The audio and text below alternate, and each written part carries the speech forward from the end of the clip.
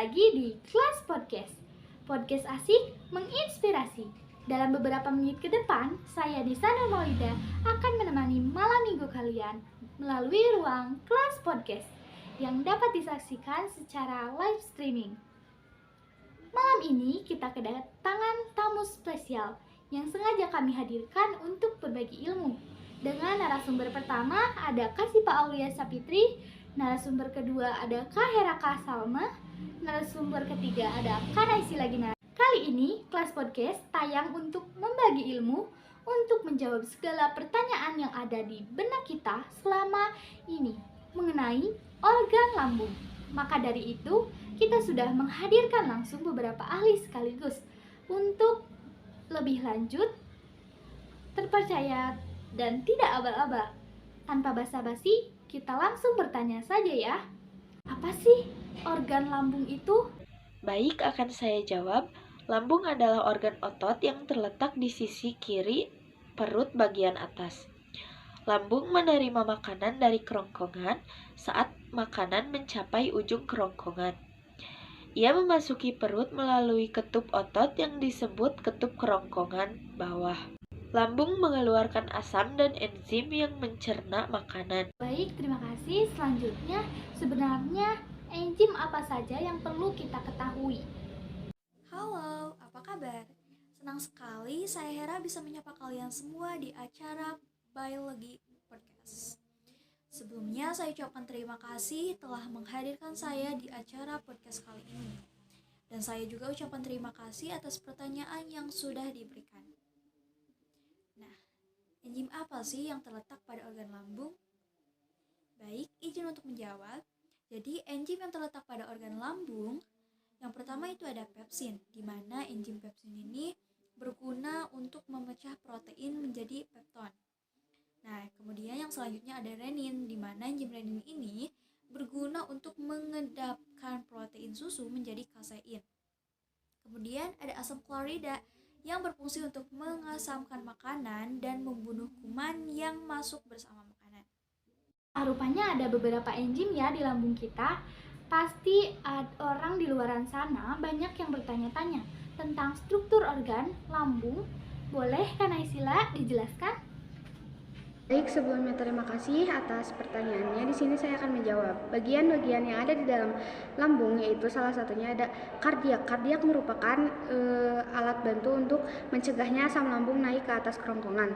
Yang kedua ada pundus. Pundus merupakan bagian dari lambung yang ketika kita memasukkan makanan ke dalam mulut, kemudian akan menjadi bagian-bagian di dalam lambung, kemudian akan diproses melalui proses pencernaan dan akan bersatu dengan enzim-enzim yang ada di dalam lambung. Yang ketiga ada badan lambung. Badan lambung merupakan proses di mana terjadinya pemotongan-pemotongan yang menjadi lebih kecil yang disebut dengan kim. Keempat ada antrum. Antrum merupakan bagian-bagian yang berada di paling bawah lambung. Baiklah, yang kelima yaitu pylorus atau disebut juga dengan Stinger pylorus adalah tempat di mana nanti keluarnya hasil pencernaan yang terjadi di dalam lambung, yaitu keluarnya kim. Apa saja sih gangguan pada organ lambung itu? Ada beberapa gangguan penyakit dalam organ lambung, yaitu yang pertama gastritis. Gastritis atau peradangan pada dinding lambung. Yang kedua GERD.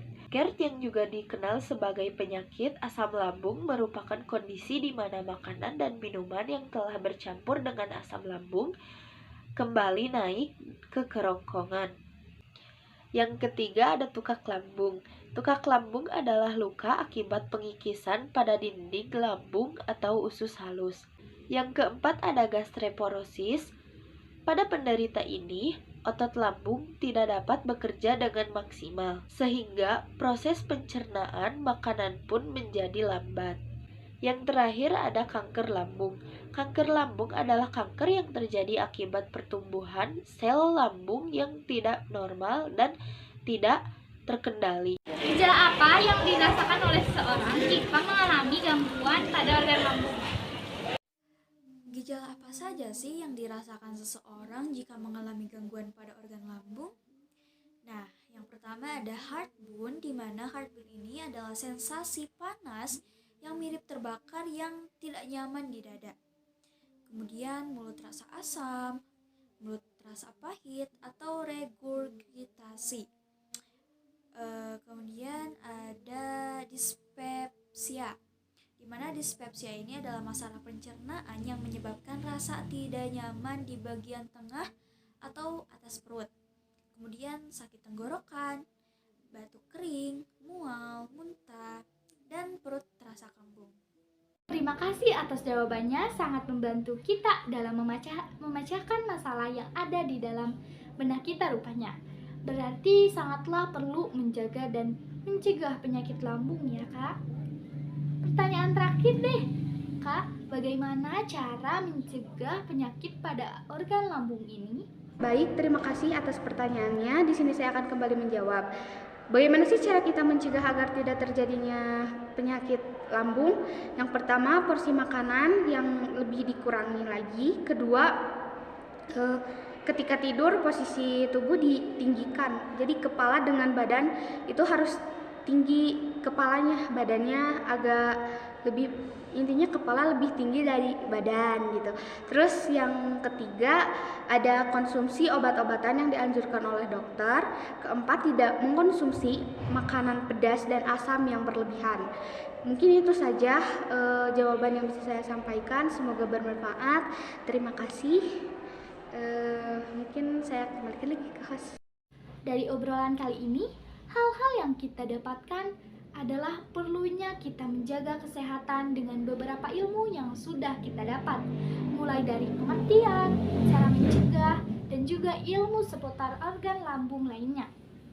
Saya rasa cukup sekian bincang-bincang kita di Kelas Podcast.